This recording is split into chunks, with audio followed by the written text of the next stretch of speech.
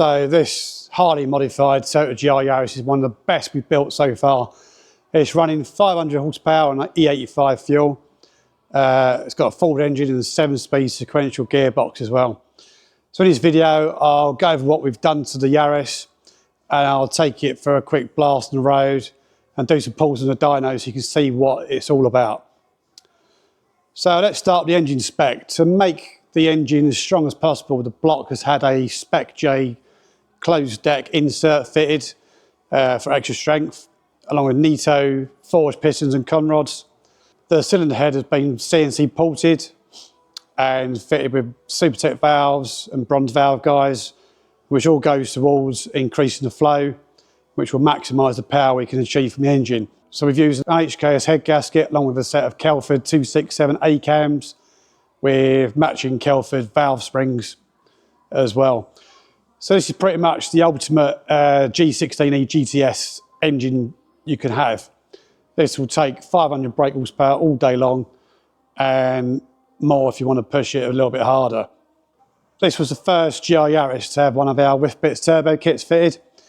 We actually developed it on this car. So our turbo kits come with a tubular manifold, and we use the Garrett range of G25 turbos, either the 550 or the 660 variants, depending on the power goals that the customer wants to achieve.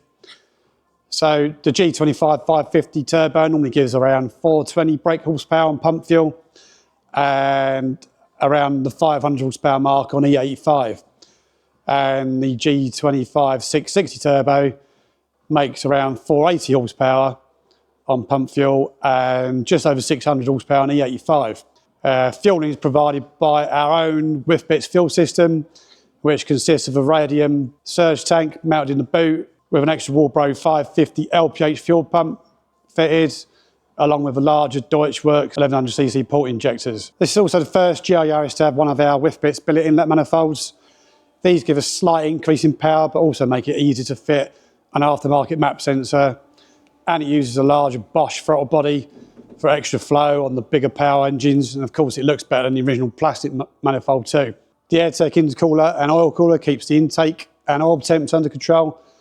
Both are must for any modified GR Yaris or one that's been used on track. It's also got the best intake on the market, the E-Venturi, which in our dyno test we've done other cars, the only one that actually increases power. We've also fitted a Lamsby Racing baffle sump kit. Without this, they suffer with low oil pressure and will definitely cause issues as time goes on. So the standard engine ECU will only allow you to do so much. So it's now being controlled by a Cyvex standalone ECU. These are fully mappable and allow full control over everything on the engine and have to be fitted if you're running this kind of power. So with all these mods fitted, it's now making 435 brake horsepower, 1.8 bar boost on pump fuel. But when we add the E70 fuel, which is 70% ethanol, the power shoots up to 499 brake horsepower. That's at 2.3 bar boost. And there's still more to come if the owner wanted to push it a bit harder. As you can see from the dyno graph, the way these engines produce power is amazing. Just look how much torque it's producing down low. And don't forget, it's only a 1.63 cylinder engine, but it still remains very, very responsive and usable, even with this kind of power. It's also fitted with an X-Shift 7-speed sequential gearbox, which really transforms the car, making it feel like a full-on race car with its big carbon fibre wand of a gear lever, along with the widening straight cut gears. It brings back fond memories for me of the noise my Mini 1275 GT made back in the 90s. The main reason for fitting a sequential box though is to make it faster, which it does with the optimised gear ratios and the faster clutchless shifting speeds you get when compared to a normal H-pattern gearbox. So X-Shift do a full bolt-in kit for the Yaris, which comes with most of the parts you need, but it's still a time-consuming job getting it fitted, as it's not just a case of bolting the gearbox in. The gear lever needs mounting, the shifter cables need to be run through the bulkhead, wiring looms have to be made to connect it to the Cyvex ECU so it can do the gear cuts required for the clutchless shifting, and we normally set this up on the dyno. We're an official dealer for X-Shift gearboxes, so if you need one for your car, just check on our website on the link above.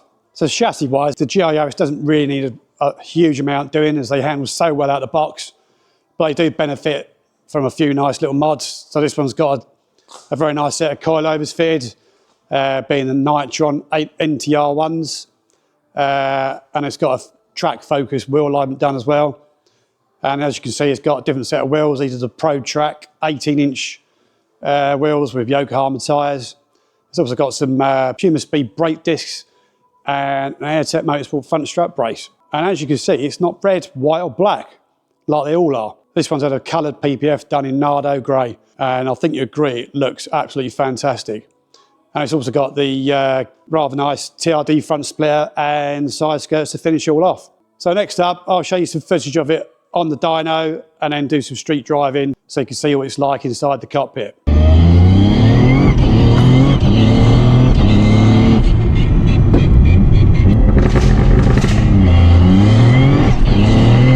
The gear cuts are being controlled by the Cyvex ECU that's fitted.